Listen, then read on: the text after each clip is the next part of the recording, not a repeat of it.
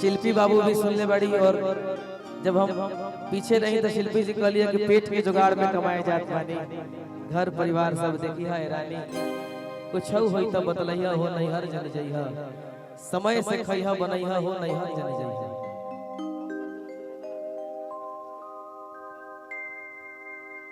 और अभी लगातार हमार और शिल्पी जी के आपकी गाना फिर से आवे बिल्कुल आएगा पंचिंग हमारा। पिया पिया रट दे पियर भइले देगिया,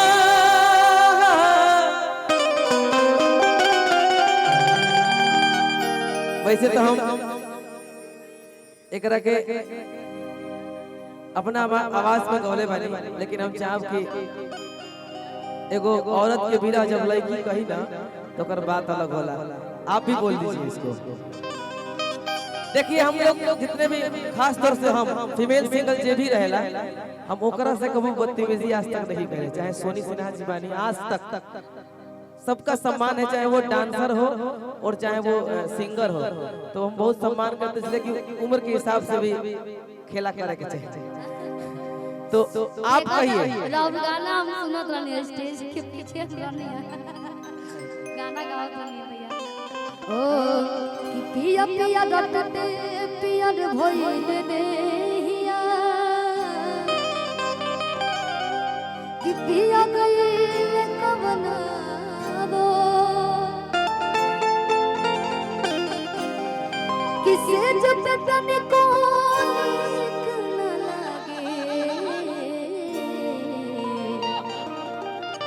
कि जगले होता है हो। जिंदगी में कोनो गाना ऐसा हो जाला जो कभी पुराना ना होला, अमर हो जाला ना, वो अमर बा गाना भैया। इसीलिए कि हमरा के छोड़ी सैया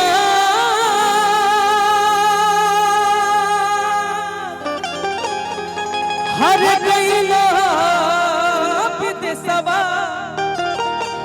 गोलू बाबू कि हो भुलाई रे गइला कि हो पराई रे गइला। बाप रे बाप करदा। अब की बतिया आप बोली।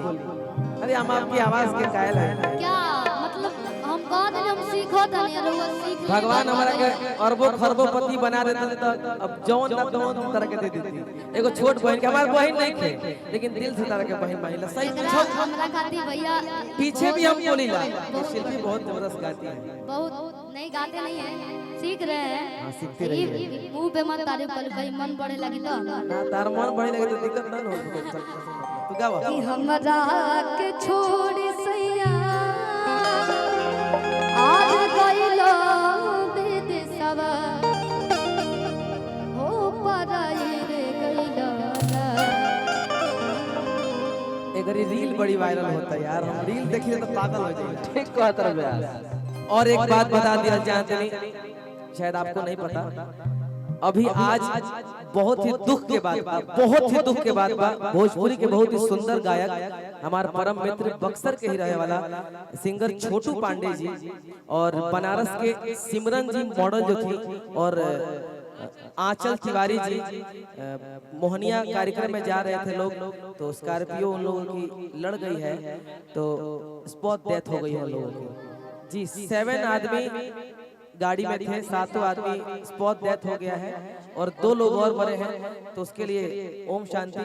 भगवान से यही विनती करेंगे अभी कि स्टेज टाइम तो हम जाने हैं कि सिमरन जी इतनी अच्छी। बहुत दुख की बात है, लेकिन हम लोग कलाकार हैं, यहाँ हम लोग आए हैं तो कार्यक्रम तो करना ही है, लेकिन थोड़ा सा दिल में दर्द है। कोई बात नहीं कि हमारा के छोड़ी सैया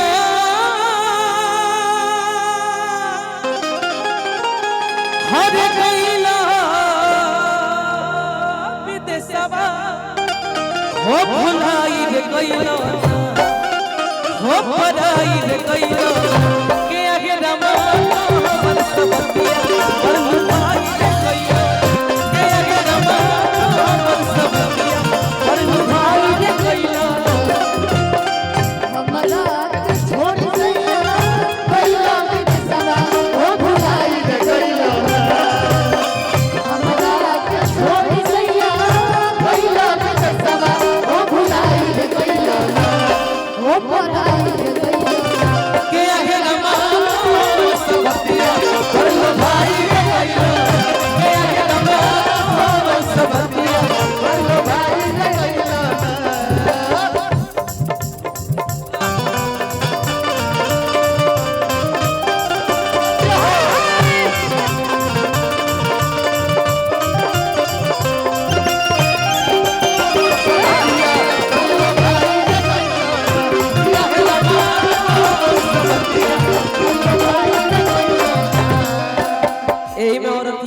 कहतिया रहे के ना रहे घर पिया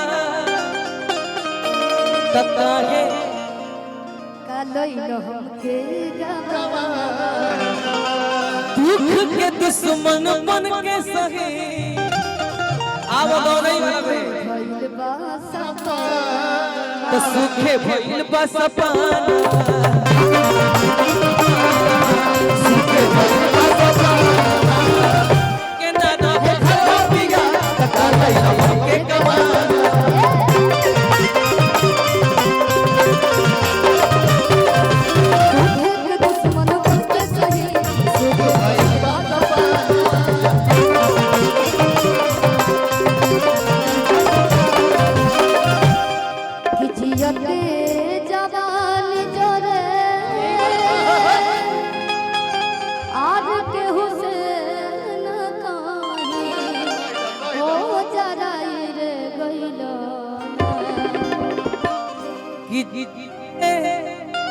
जियते जवानी हर जाने